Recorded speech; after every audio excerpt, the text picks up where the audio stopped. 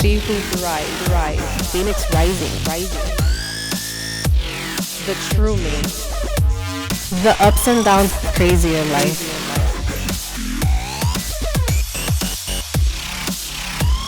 So take this journey with me. She who thrives. Yeah. Good morning, sunshines, and welcome to She Who Thrives, a podcast about women who have gone through different adversities in life and have conquered them and become successful in their own rights. Thank you for tuning in. Please like, share, and subscribe. And also review. I am paying attention to the reviews. I'm reading the reviews. It does help me. So if you can please review. But thank you for tuning in. And my next guest, her name is Jhanny Pippin. I have the pleasure to sit here with her. This is the first time her and I are actually sitting down and speaking.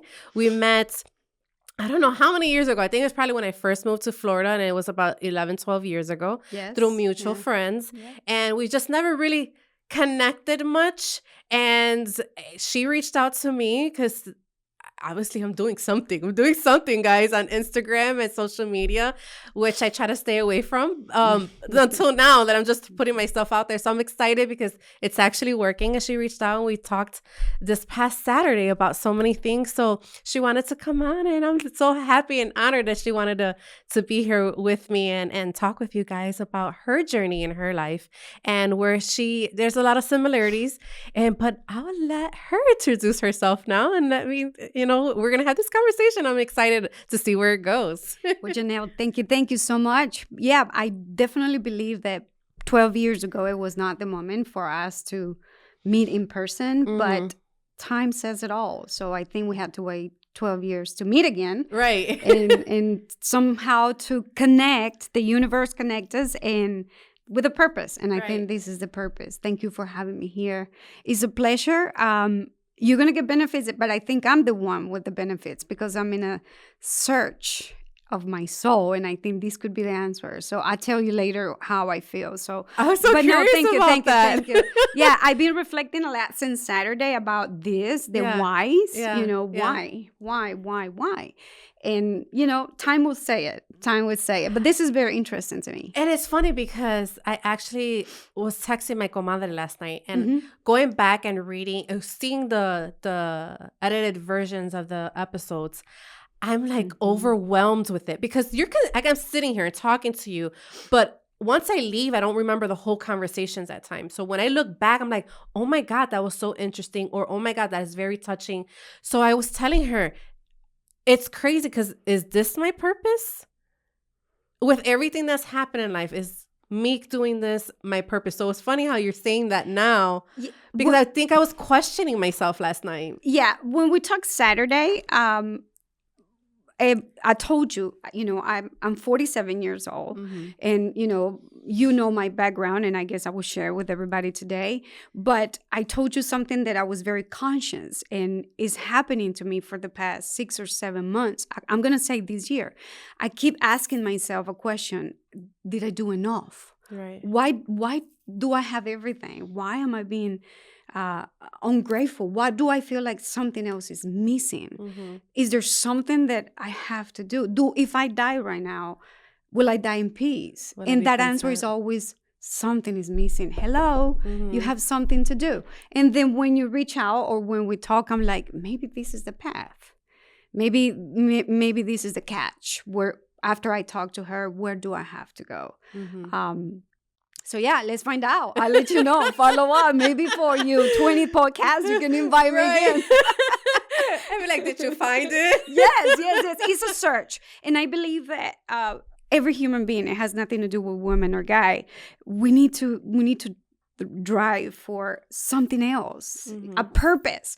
Every day, we should never lose our purpose. No matter how much we have, materialist or emotionally, there's always have to be a purpose because that's what gets you out the bed and say, okay, today, this is what I'm going to do. This is what I need to work on. That's what I don't envy millionaires because when you have it all, then what is your purpose? Next? What's next? Yeah. You have it all.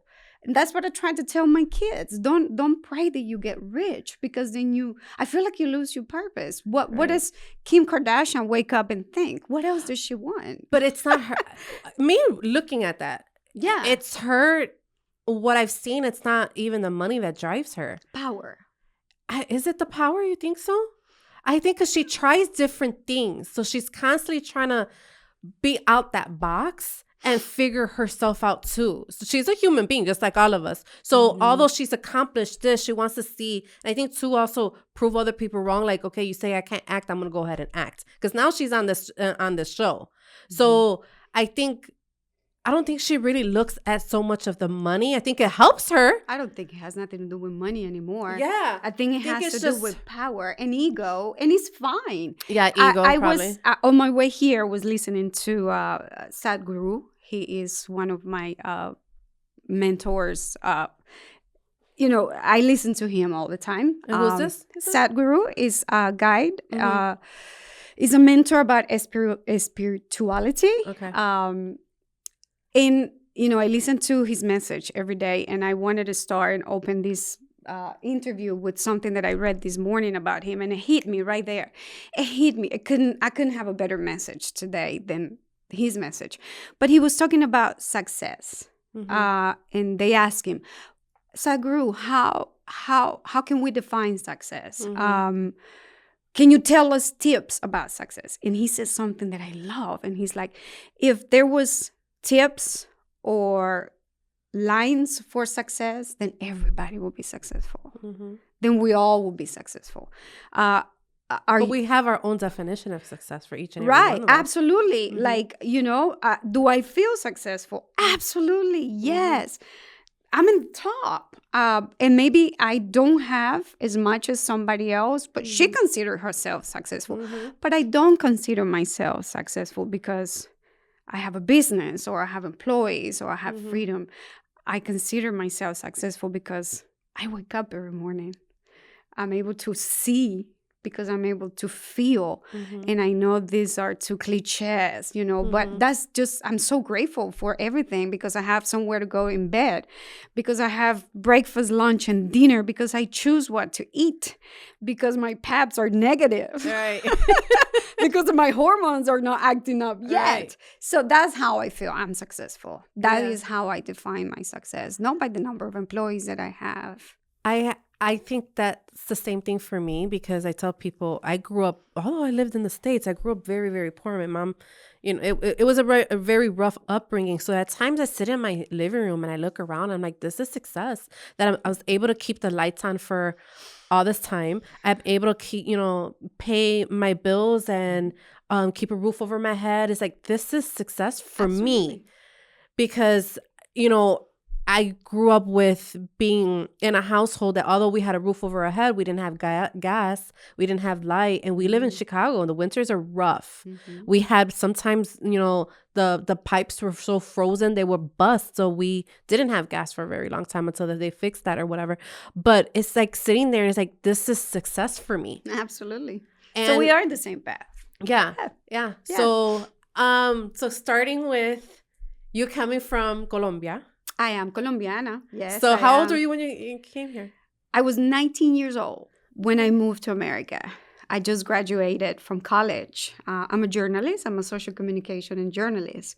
And then I moved here in 1996, I believe. Okay. So been in America for 24 years. Wow. 25. So did you come by yourself, or did you come with your family? I came by myself. I moved by myself, and I wish I could go back and remember, why did I move here? I was going to say, why did you move? I don't know. What gave you the courage to move to a different country? And so young. Yeah. My son is 25, and he hasn't moved out of home because he's afraid. And I tell him, Papi, when I was your age, I already had you. You were already 5, and you're afraid of moving out with your girlfriend. But no, I moved here because as a journalist, I knew I wanted to do something big and different. I always felt not out of place. I went to a Catholic school with a uniform. It was a nun school. And I was always the the outsider, but in a good way. Yeah. In a good way. So I went to social communication, and I wanted to do news around the world. And I just thought that maybe Colombia was not the place to grow as a journalist. I was too young, Janelle. I don't even know. You asked me a lot of things about my past. I don't know. I just moved here with no purpose. I just moved here. Let's put it that way. But then life took me where I am, just one step after the other one. I moved here with my aunt and my cousin, and I came home. I felt home. I one of those beautiful stories where I didn't have to rent a room or nothing. I came to my aunt and my cousin, and a week later, my aunt said, I have a friend who has a radio station, a radio show in the morning, is at AM, and he's looking for somebody to say the news in Spanish in the morning. Keep in mind, I didn't speak English back then. I still, my English is still a little broken, but I love it. That's how I work. So I said, me working in America? In a radio station, giving the news? Really? I only did radio there for 6 months. I was brand new at this industry. And he gave me the opportunity to do the morning show, like 10:30 AM. And I did the news for them, and they like it. It was a brand new voice with a very sexy Colombian accent, because you know everybody loves a Colombian accent. And that's how I started. By the grace of God, and I will always be thankful to my aunt. As a matter of fact, I did my first show with Oman Machuca. He was the anchor for Telemundo. He retired.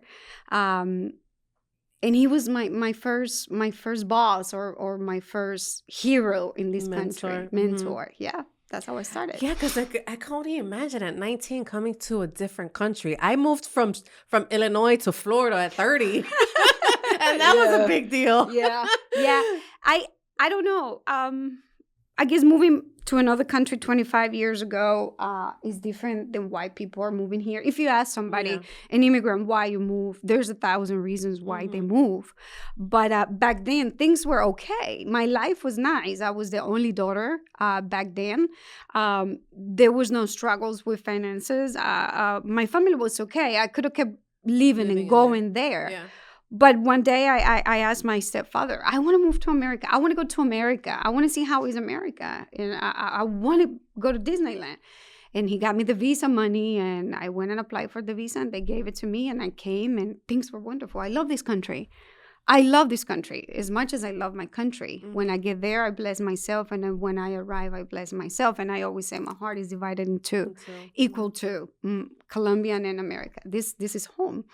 And this is the land that they gave me everything. And this is how I develop as a human being.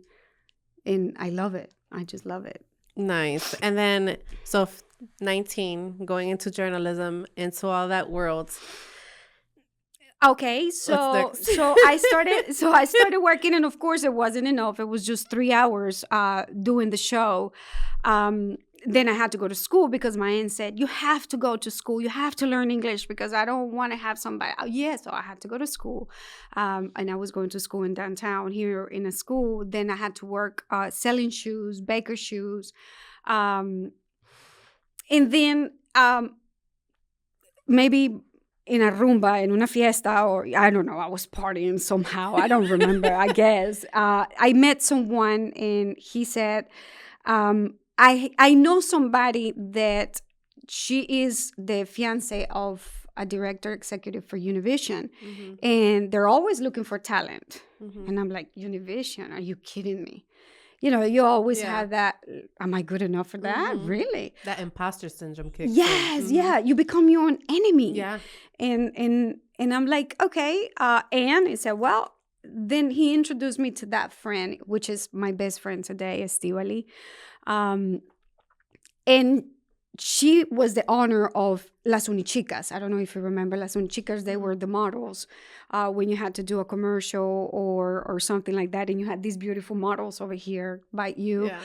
and I knew that I didn't have the height or the body to be a model. God made me super petite, and that's never been my purpose. But I knew that I was going to be a good journalist, or it was a good opportunity. So we met, and he said, just come to the station and we'll see what happens. And then the first thing they gave me was to do the commercials for Courtesy 4, to do commercials for car dealers. And then it went from there. I got married. And then after I got married, I moved to Mississippi. I didn't know that Mississippi exists. Mississippi. Oh I moved to Mississippi because my ex-husband is from Mississippi. So he said, I got to move back home. And of course, I was with him. So I moved with him. And it was 7 years there. This is like a burp in my life. This is a parenthesis of my life. This is where I have very good memories, but I also have extremely bad memories because, of course, that's where my son was born. And then I became a translator for the courthouse. I became a translator for the hospital. And then I started writing for a newspaper that only allowed me one space in Spanish. And I knew that nobody read it. Right. Nobody. So, but I still, I was, You still did it. I was still there, and then I had to move back because I was hurt physically by a person.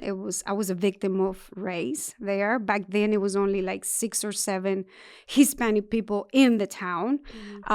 There was no Hispanic people at all. I mean, it was just seven people from Venezuela and Colombia. So I became very successful at translating, and I moved, let's put it this way, to the white people neighborhood. And my ex-husband is a white gentleman with blue eyes, and he was married to a Latino, and I was the widow of the town. To the point where they asked him one time in a college reunion, where did you buy your wife? Where he bought me. No. So I was a victim of racism many times, 3 or 4 times, to the point where they stabbed my tires. They didn't allow me there. I went to pick up flowers one time for his grandfather's funeral, and it was a sign outside that said, only whites. So I called him. I said, Eric, I don't think I should go in because it says only whites. And he said, let me call my mom so my mom can let them know that you're my wife so you can go in. To that extreme, And I'm like, hell no. Bye. Yeah. 7 years later, I'm like, Eric, we're going back to Florida. I can't be here. The lady sprayed me with pepper spray and sprayed my son. We had to go to court. They found her guilty. So I was always in a lockdown in my house. I was terrified somebody was going to hurt me or my son. Right. So I moved back. I said, I'm going back. And we started from zero. So we basically sold everything and moved back. And I did what just about any kind of immigrant does, Universal, SeaWorld, Disney. So when you moved back, you left him then? No. We Okay. all moved back. Okay. We moved back here. He Together. hated Mississippi too. Okay. So we moved back over here to Orlando. This is his home too, and this is my home, definitely. So when I moved back over here, I got connected again to that people that I met before I left 7 years ago. And I just made a few phone calls, and they said, yeah, just come on, keep being the talent. And I kept being the talent in Univision. And at the main time, my friend, and you probably know him, Juan Castillo, we opened up Nativo Rock. It was a production company where we brought artists, Juanes, Fonseca, Bumburi, and we were the only company in Orlando that promoted rock. I'm a rocker, so Yeah. and we had big shows, and I was the image for Nativo Rock. So I was always under the microphone or in a camera, or I always tried to push my career away, but it always brought me back. I always got involved with something else, and I got hired by Anheuser-Busch to be a Chica Budweiser. The same thing. I was a representative for Chica Budweiser, so I always had to be on the stage with a microphone doing promotion. So it was always something referred to. You were always in the spotlight. Always. And then, that's the story until recession hit. When 2007 came. It was the best time financially for me because my ex-husband started doing inspection. We started doing inspections for JP Morgan, for Bank of America, for all the houses that were being abandoned, all the houses that were going on foreclosure. So we became vendors for the banks. So we will go to the houses and we will change the locks. We'll come in and clean the houses and have them ready for the next person to buy it. So recession was beautiful for us. We had a company almost with 13, 15 inspectors, and I did that, from home. So while a lot of people were struggling, we were doing really well. And we stayed there. We stayed there for a few years, for 3 or 4 years, however long recession lasts. And then we bought a house, and then I'm talking about already 17 years of marriage. This is a story of 17 years. And we bought a house, and then that's it. My marriage ended. After the house? After 17 years, Samuel was 15 and Lucas was 5. And I woke up one day and I said, you can't do this anymore. I can't. And I had no problem. I had problems. I later found out that there was things, but he was free of guilt. My ex was never guilty of anything. I assumed that it was me. And at the beginning, I said, I'm ungrateful and unhappy bitch. Yeah. Then that's where this quote is it came from. This is the one that I found this morning. And it said, it says, you cannot make anyone else happy unless you know how to be happy. It's true, because happiness is within. Then I wasn't happy. I wasn't happy. You that were is just the going reason. with the movement. I was just going with the mood. I had a family. I had my son. I felt secure. Eric was a wonderful father and a good provider. And I was always also very strong working. And then he had medical issues. And,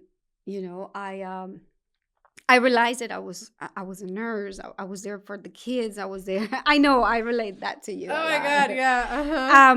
And then his medical condition has his ups and downs, but he stayed with the downs more than the ups. So I was an expert at Crohn's disease. You can ask me anything about Crohn's, and I know it all.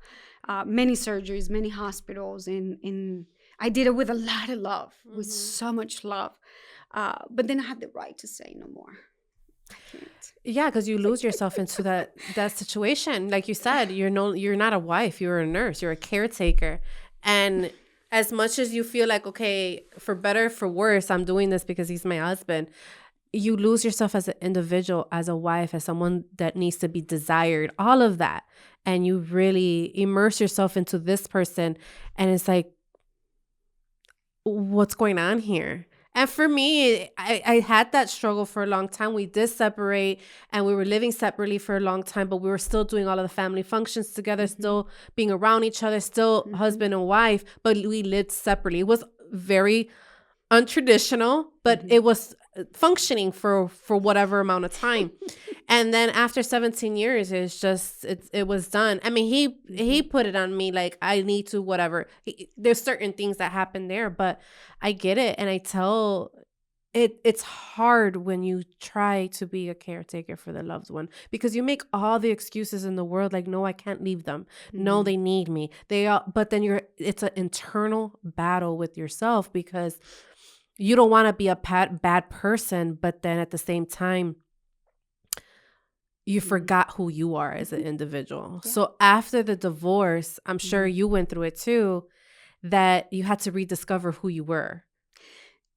I left. I did like something like you did. We still lived together for the 6 months. I was in the back of the house in my own room.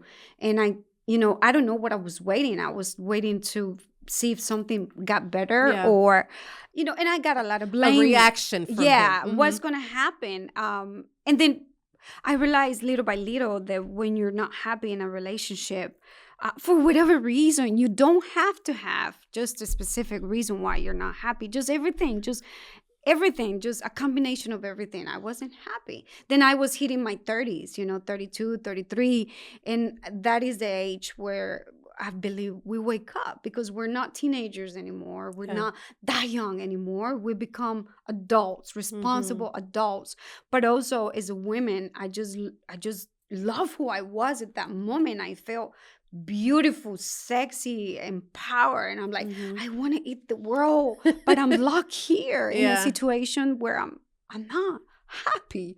What can I do? Right. So I basically hurting a lot of people, including him, and because it's easier when you have a husband that beats you, hits you, don't pay the rent, and you have so many reasons to leave. But when you have a good guy and you said, I'm leaving, everybody was like, what? Right. Are you crazy? Are you crazy? And when I had to, we're Latinos, I had to explain la abuela, la tia, tia, why? Ese gringo, he's such a good guy, And I'm like, really, time will tell. He's not a bad guy, and he will always be the good guy. It's me. Let's just blame it. Right. Put it on me. I'm good. Take it on me. So that was 2015, and then I waited 6 months. Also, it was weird because when recession ended, then things started going a little bad for us financially.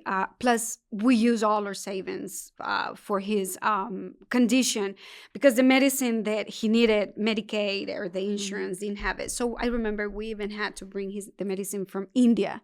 Oh, wow. And I was at the point where I almost had to travel to India to bring his medicine. So our financial resources were short and things were not looking good. We were struggling. We were struggling. So I also left at the worst moment when we were struggling. So I'm like, I called my best friend. God, I did the same thing. Okay. Yeah.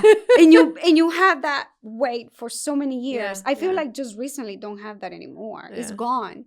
Because now things make sense. I know what I did. Yeah, I know what I did because if I didn't leave at that moment, I don't know if he would still be alive today. So that's where I say I'm okay with my decision from back then, even though we still had a relationship after I left when we first separated and I got my own apartment and everything. He felt like I abandoned him. Oh, yeah. Same thing here. Yeah. So as much as we tried to repair anything in our relationship to see if it would work out, he would never forgive me for abandoning him. Absolutely. I think I still have to deal with that. He feels that way still. So so when I leave, when I made the decision of leaving, it was hard because my oldest son, my first son, the love of my life, he said, I'm not going anywhere. I'm staying with Dad. I have to, and at that moment, I've been a lot of things, but I've been an amazing mom. And being a mom is amazing for me.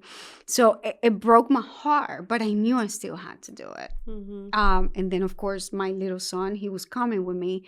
So I called my best friend and I said, Cesar, do you have a space for me? And he said, Negra, my roommate just left. And wow, yeah, you can come and live here in my apartment. And I'm like, but I'm coming with Lucas. And he said, yeah, come on. So I had a Mazda, a little bitty Mazda. People call it una podadora, a grass cut. How do you call that? It was so little, so tiny, barely. One of those little bitty Mazda. And I said, whatever I can fit in this Mazda is what I'm taking. And my son was in the front, and there was 3 plants and my clothes and Lucas' clothes. And I look behind. I have this picture in my mind, looking over my rearview mirror, and I see my home with my son in the back at the door. So I abandoned 2 people. Oh my God. Wait, I don't have tissue. No, it's okay. It's okay. My makeup is proof. It's waterproof. So that image of Samuel waving at me it destroyed me. It destroyed me. And I left with $300 in my bank account. And I told my son, Lucas, he was very little, Esteban. I said, Lucas,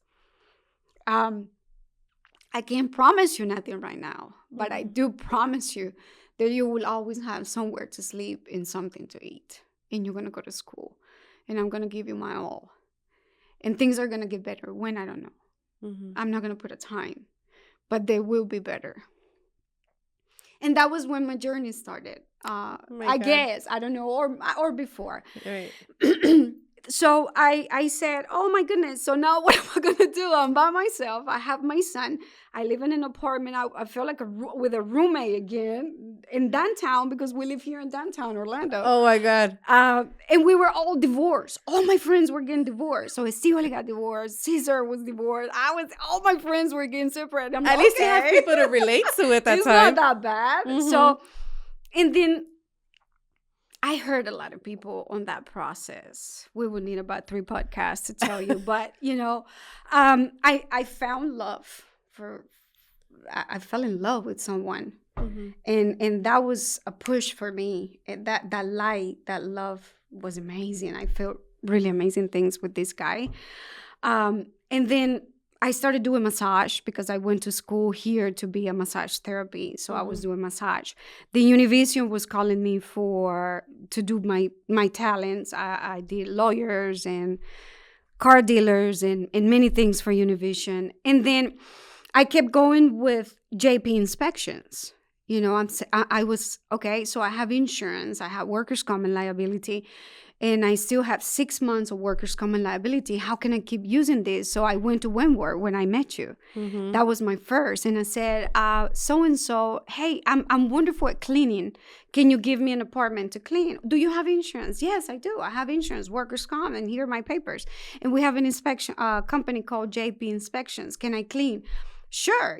She gave me a unit and I cleaned it myself. And then I remember she called me back. She said, JP, they call me JP. Who do you clean that unit with or that apartment? By myself. Why? Oh, this is the best cleaning we've ever had. This is a beautiful turn. They call it turn. Mm-hmm. My new tenant is going to be so happy. And can you do 2 more tomorrow? I said, Liliana, just bring everything. And that's when I met Elena too. Anybody falls in love with Elena. And they started giving me units to clean. So I started cleaning apartments. And then I did such an amazing job that every time cousins will come to visit me, I'll put them to work so I could ask for more units to clean. Yeah. It was just me and myself. And then one day when I was cleaning a unit, I noticed that somebody came in and he started painting the bathtub. And I went and I was like, And I asked him, I said, how long does it take you? Oh, no, I'm going to be out of your way. Just give me 45 minutes. And he went in. He cleaned the tub. He sanded a little bit. And then he painted it. So he resurfaced a tub. And I'm like, I can do that. I can paint the tub. So, but then I couldn't get out of the situation where it was only me because I had no financial resources to have somebody else. Mm-hmm. So the part that makes this story really good, I did this for about 1.5 years. I clean apartments, I clean offices, I work for Univision, and then I did massages. So my Mazda had a little broom. You're a traveling business, yeah. Yeah, a broom thing where I will have jackets, the uniform from FMU for when I had to do massage in the back seat. And then I had a vacuum cleaner and chemicals. Whatever they call me to do, that's... You're a jack of all trades. So in the morning, I can go and shoot a commercial with Univision. And then in the afternoon, I had an apartment to clean. So I will clean up that apartment with makeup and eyelashes and all that. Because that's what it was. That's what I had. Yeah. So, I started traveling. I found that traveling was just one of the best things. So things have started getting better, but it was just me. And then a lot of bad things happened, competition, crazy things happened. And I was tired. I was really tired, so upset, no money to pay somebody else. I never had a business. I don't know anything about accounting. I kept all my apartments in a book. It was literally just a book. And I felt like I wasn't doing it right. It was just paying my bills and my rent and my car. You were just surviving. I was surviving. Mm-hmm. Yeah, that's the word. When you swim and you're tired and your nose is out and it's just your nose. These are the moments that you want to give up. This the moments of entrepreneurship that it goes down. And then something happens and it goes back up. Yes. And then, they say my hands, there was nights where I couldn't even open my hands. They were swollen. Then I had surgery in both of my hands. So for a long time, I couldn't open my hands because I had a cast. So who was taking care of your apartments when you had your hands like that? Nobody. So they were replacing me. They were calling somebody else. I didn't have money to pay somebody else. So they were calling somebody else and I was going to lose it. I was going to lose that contact. That's where, I told you the story where I was coming out of Wentworth and I was at that red light. And I had maybe 3 days left of that workers' comp. Why do I speak about that workers' comp? It's because it's too expensive. Workers' comp is expensive. And to pay again another year was going to cost me a lot of money. So it was make it or break it, right? So how you say it. So I was in that red light and I'm like, oh, that's it. I'm just going to go and work at Walmart or I'll figure something out. And I'm just calling my workers' comp to cancel because I had to pay $3,000 on that Monday. And then my phone rang and it was somebody that just X, hey, this is so-and-so. And I don't know, I'm new in this community. I'm new here. I'm new in Orlando. And I'm looking for somebody that will do all my make ready. I need somebody to paint my tubs. I need somebody to paint apartments. I need somebody to clean. I just need one vendor to do it all. And I'm like, and she's like, do you know somebody or can you do it? And I swear to you, Janelle, I told you that day, I lie. And today she's my good friend. And I lie and I said, oh, absolutely. You called the right place. Yes, ma'am. That's me. LS Services. We do it all. I do make ready completely. And that was such a big lie. But I had Saturday and Sunday to figure it out. So you're on the phone making phone calls trying to figure it out. Does she know that now? Today she does. Okay. Today, oh, absolutely. She knew it 6 months later. So I had that weekend to start contacting painters and resurfacers and, to do it all. And then I went to her property on Monday and I saw myself. Like, I can do this, and this is the price for this. I have friends that help me, figure out numbers because I have friends in construction. And I put a proposal and I was accepted. And then here you go. How do I pay all these people? Here, I got now the work. They're offering me all the work. But they can't wait to get paid. So they can't wait to get paid. In this industry of remodeling and construction, people want to get paid weekly. Right. If not daily. But you want to pay your people weekly so they're happy. And then, how do I bring $6,000, $7,000, $8,000 to pay 2 or 3 people and keep them there? So back then it wasn't OnlyFans allowed. So I'm like, okay, I got to sit down and figure out, what do I do? OnlyFans is not going to work. My mama will kill me. I got to make cash. How do I make cash? Hey, there's Feet Finder now. Oh, you know, right? I haven't even dared to do that. So I had to figure out how to make cash. And I called someone here in Orlando and can I say names, numbers, places? Yeah. Is that okay? I call a very known Colombian nightclub and restaurant, Simon Parrilla, and I went for an interview, and he gave me a job as a waitress. And then I later was the bartender. And then I did it when the World Cup hit. So Simon Parrilla, fácil, it would have 3,000 people for one game. And then in less than 6-7 months, I had $6,000 saved in cash in a bucket. I would come every night and just empty my apron. And it's like a drug dealer. And throw it there. And that bucket kept going. I said, that's how I can hire somebody else. And that's how it happened. 7 months later, I had a lot of problems with people because they will do such an amazing job. Miss Pipe, when are you going to pay me? Can you wait until I get paid? Because they will pay you, of course. But then I had to wait 30, 45 days to pay people. So it was hard. Those 6 months were really hard. But when I got those $6,000, I'm like, yes, I have $6,000. I can hire 2 more girls to clean. And I can tell my painters to come and get paid every week. And then from there, it was just beautiful. Nice. Beautiful. Things just started coming my way. And Today is, I changed the name, is LS Services and Son. L is for Lucas, S is for Samuel, my sons. And we are what we call a make-ready company. We are one of the best services in Orlando for make-ready, meaning we come to an apartment, we do everything with maintenance.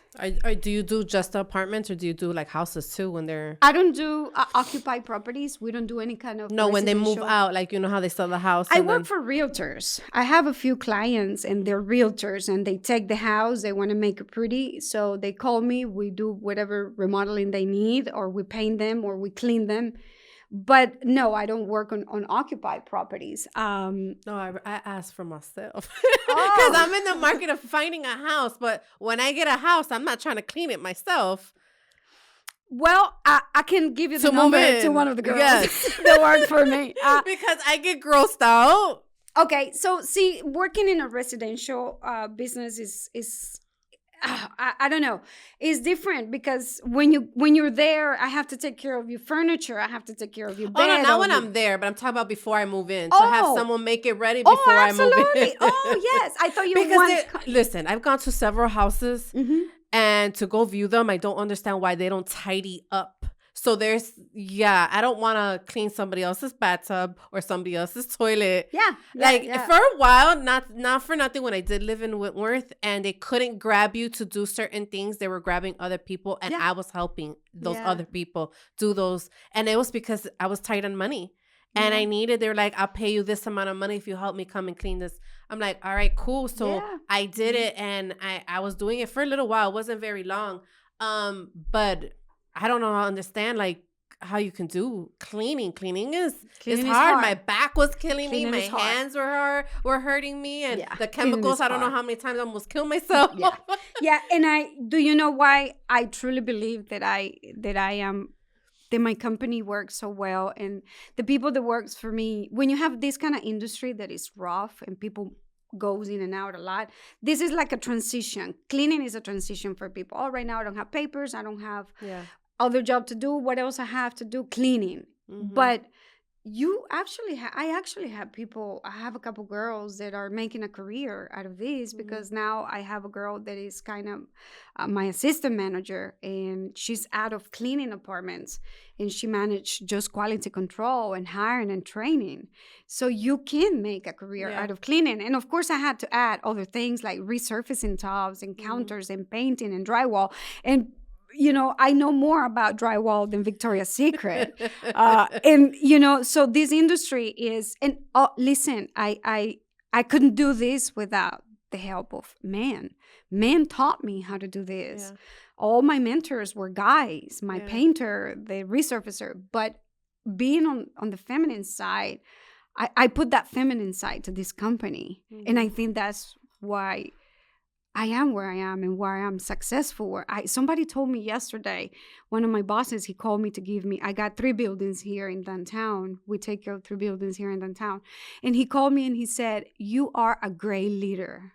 I never heard that before. Oh, that's awesome. So I do owe a lot to guys. They help me. That's why they say, "Oh, you're a feminist." I don't see myself as a feminist, because a lot of feminists feel like they don't need men at all. Oh, I couldn't. There's no way I could do this without guys. I like gender roles, guys. I really like gender. One of the biggest gender role that I like is I don't like taking out my own garbage. So let my man take out my garbage. Also, I don't like to pump gas. I do it because I have no choice. But when he's with me, he pumps the gas. I don't care. I'll pay for my own gas. But I don't like pumping the gas. So there's certain gender roles that I love. So I'm not a full-on feminist. And I learned a lot from men. Like growing up, I had just my older brother, and he taught me a lot. And even growing up where I grew up at, the guys are the ones that taught me how to hustle. It was illegal hustle, but they taught me how to hustle. So that's why I don't see myself as a full-on feminist, because I have to give credit to the guys. The guys have taught me a lot. A lot of credit. Now, don't take me wrong. A woman in this industry, we have to prove ourselves. I have to prove myself every day, just about. I think that's any woman in any male dominant industry. Right, correct. Because, if I come into a room and I have to do a proposal on tearing up this room, and building it back up, and if we have 2 or 3 contractors, trust me, they're going to pay more attention to the guys. Right. Because automatically they think the guy knows more than what does she know Right. about drywall and Mhm. wiring and electricity and plumbing. Mhm. But so I had to basically sometimes say, hey, I can do it. Just give me a Mhm. chance and let me prove you that I can do it just as good as he does, maybe for a cheaper price. So, Right. so we do, as a woman in this industry, we do have to prove ourselves constantly, but it's okay. Yeah. It's okay It's because a challenge, and I think when you're faced with those challenges, it motivates you even more. Like, I'm going to prove you wrong. no, and I've noticed that other companies that are my competition and they are owned by guys, they copy me. They copy me because my apartment. But you know what us women have that men lack is Detail. intuition and detail, but also intuition. Yeah. You can read people, you Yes. can see certain Yes. things. So, or when something's going to go off and you're able to jump on it before something goes wrong. Absolutely. Men lack Yeah. stuff like that. Yeah. So I think that's Yeah, why yeah, it's yeah. really good to have a male counterpart to with certain things, because it helps. And that's why I say it's a female and a male dominant industry, because when I went into financial industry, it's very male dominated and white male dominated. So when I was sitting in a office, in a meeting room, I'm probably like the only Latina there, and it's like I'm coming off with my accent that I don't have much now because you whitewashed it is how they refer to it, but it was very hard. But I had to prove myself all the time. I had to be like, okay, I'm telling you what to do with your money because I know what you should do with your money. So it's very hard. And being in that male dominant and being in the financial industry, I have converted over to just focusing on women right now. Yeah. And trying to uplift all different type of women in different industries and entrepreneurship. So with you going through this entrepreneurship and you've experienced those ups and downs and sometimes wanting to give up, what is the one advice that you would give to people going into the entrepreneurship world? Oh my God. It just, you heard it many times. Don't give up. I know it sounds, it's a very common phrase these days, but don't just wake up and don't give up. And there's always a way. Always. I am so good at resolving. A lot of this young generation, if it's not done the first time, they give up. Just resolve it, figure it out. I tell something to my Lucas, my son, all the time. How do I do it? Figure it out. There's always a way. Sometimes I have issues and I resolve them in on the phone. You do this, let's keep this and resolve it. Be creative, and you don't have to go to school. Listen, look at where I am right now. I'm a journalist, but I'm into the cleaning industry. And just keep trying. Next day, just get up and figure out. If you did something yesterday and it didn't work out and it wasn't well, I train sometimes 8 or 9 people, and then the next morning they don't show up. Yeah. They don't show up. And I have 5 units to turn that day. And I don't have the people to clean them. So figure it out, how, hey, I'm going to offer you $50 more, but do you think you can come? I call the maintenance guy. Hey, how are you? Can you help me out? That's one thing that women have, the guys don't have. And that's our tool. We're sweet. We're very good at persuading guys, and I use that tool in a good way. Hey, do you think you can help me? Come on, please. My girl didn't show up, but if you leave me the key for the unit, I promise you that it'll be done by 7.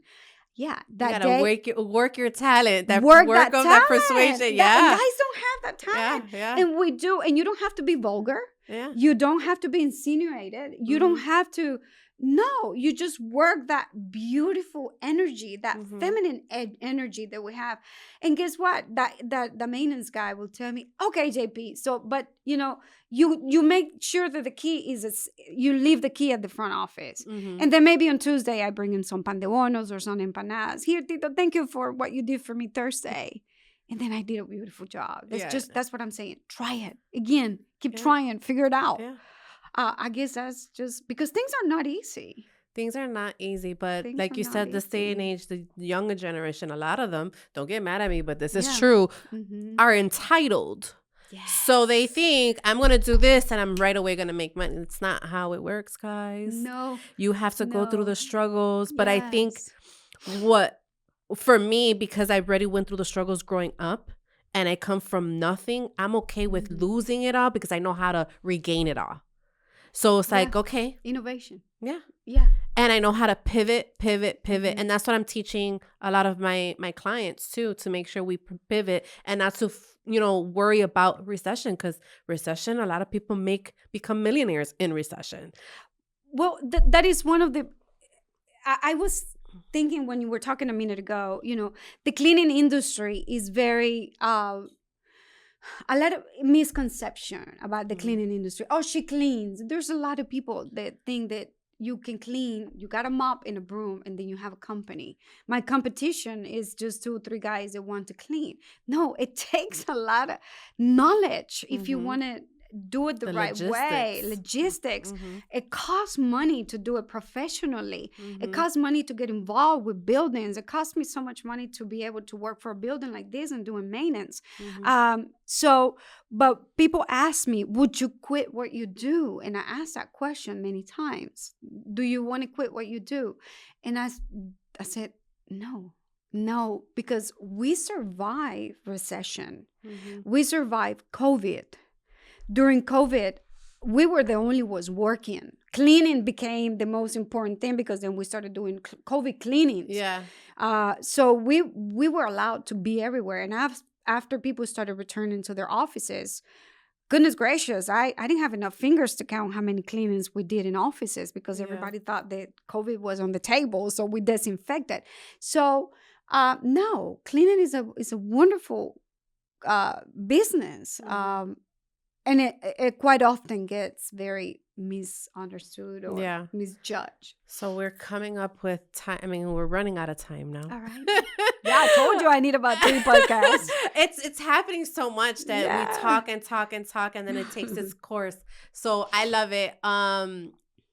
You're welcome to come back. You are so welcome to come back, because I do want it, because I see that you do yoga and all of that stuff. I do. And I dabbled into some things like that. And one of the things that I did like, and I can't think of it, is with the bowls, the sound baths. I love that. I love it. But I think it's for another episode, because now we get into that. But that's the whole healing part of after divorce. Could be a subject. Healing after divorce. Yes. I went through it after my divorce was in my 40s. You were in your 30s when you got divorced? 34. I just got divorced 6 months ago. You just got divorced 6 months ago? Legally? And I left in 2015. I'm telling you, we need 3 more podcasts. Oh my God. We're going to come back and we're going to talk about healing after divorce. Oh, it was a lot of healing. I went through it in my 40s. Well, we separated in my 30s, and then we actually legally got divorced in my 40s. So Yeah, that's a good episode. It's not that easy. Healing after divorce. I lost the first layer of my skin when I left. I mean, I'm in a completely new bodysuit. Definitely. Oh my God. So yes, we're just talking about our next episode, because I'm going to invite her back in. Maybe we should have a few other girls have gone through divorce, and we could have like a round table. Let's do it. Divorce girls is all I know. Oh, definitely. Can we do that? Let me see my producer. Yes, we're going to do a round table. Yes. It sounds really good. Yeah. So before we leave, is there any message that you would like to convey before we go? Grateful. Be grateful. I think all my abundance comes from being grateful every day. Every day is enough. Everything is enough. It's enough to survive hard days these days. This world is very complicated. And just the fact that I woke up this morning and I had coffee and I'm here and I willingly came here, it's just being grateful. And I realize that the more I say thank you, the more I get. Yay, thank you. So if anyone needs your services, where can they find you? My phone number, my LS Services account. We can leave it on the bottom of the screen. And just call me, LS Services and Sons. Okay, I think I have your phone number. All right. All right. Thank you so much. Thank you so much for I wish coming. you the future at the top. Thank you so much. And thank you for tuning in. And this is She Who Thrives. Please, please, please like, share, and subscribe. And please leave your review. Thank you.